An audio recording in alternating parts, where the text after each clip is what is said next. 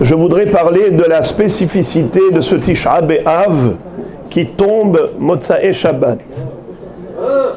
Rappelons que d'habitude, la semaine qui précède Tisha B'Av entraîne certaines contraintes, comme par exemple, on ne doit pas porter des vêtements propres. Pendant toute la semaine de Tisha B'Av, ce qu'on appelle Shavua Shechalbo Tisha B'Av, alors on ne porte que des vêtements qui ont déjà été utilisés avant le Shabbat. Alors comment on fait?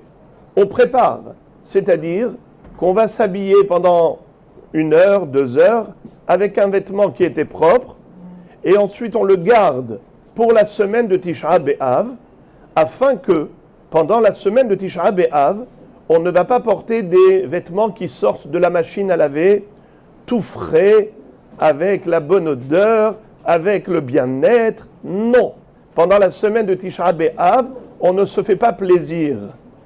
Alors cette année, étant donné que Tisha B'Av tombe dimanche, en effet, on n'a pas de Shavua Shechalbo Tisha B'Av. D'après la halakha stricte pour les Sfaradim, cette semaine, on n'a pas eu besoin, par exemple, de s'empêcher de laver les vêtements, de porter des vêtements propres. Non, pas du tout, parce qu'il n'y a pas le din de Shavua Shechalbo.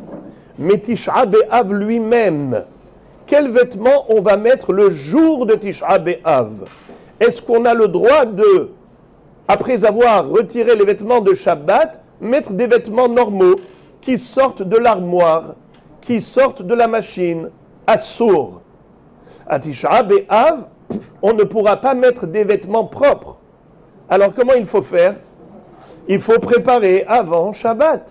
Par exemple aujourd'hui, ou demain, aujourd'hui on est jeudi, demain c'est vendredi, eh bien, on va prendre des vêtements propres, on va les porter pendant 1 heure ou 2 heures, et après, on les garde pour Tisha B'Av.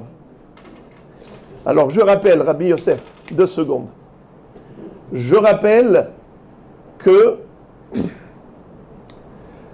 Motsae Shabbat, c'est à 20h28. Il faut s'arrêter de manger à 19h45. C'est-à-dire que Seuda Shlishit, chacun le fera à la maison, il n'y aura pas de Seuda Shlishit communautaire. Mincha aura lieu à 16h30 pour permettre aux gens après Mincha de rentrer chez eux, de manger tranquillement jusqu'à 19h45. À 19h45, on s'arrête de manger. Une fois qu'on a cessé de manger, qu'est-ce qu'on fait? Rien. Pendant 3 quarts d'heure. Jusqu'à 20h28. À 20h28, on dit Baruch Hamavdil Ben Kodesh Lechol. Après avoir dit cette phrase magique, on peut maintenant faire des melachot. Première des choses qu'on va faire, on va retirer les vêtements shabbatiques, on va retirer les chaussures de cuir, et on va s'habiller avec des vêtements simples et mettre des chaussures qui ne sont pas en cuir. Et à partir de là, commence le jeûne. On allumera une bougie et on fera la bracha de Baruch Ata Hashem Elokeinu Melech HaOlam Boré Meoreh HaEsh. Car ce soir, il n'y a pas de Havdalah. La Havdalah n'aura lieu que le lendemain soir, dimanche soir. Mais il n'y aura pas de Vesamim, il n'y aura pas de Boré Meoreh HaEsh, on l'a déjà dit. Il y aura juste la bracha de Boré Peri HaGefen et la bracha de Hamavdil Ben Kodesh Lechol, toute la bracha qu'on connaît de la Havdalah.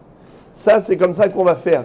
Donc, j'attire votre attention sur le fait qu'à Tisha B'Av, on ne peut pas porter ni des vêtements shabbatiques et ni des vêtements de Hol qui sont propres. Il faut qu'ils soient usagés auparavant. Donc voilà les amis comment il faut préparer les vêtements pour Motsae Shabbat.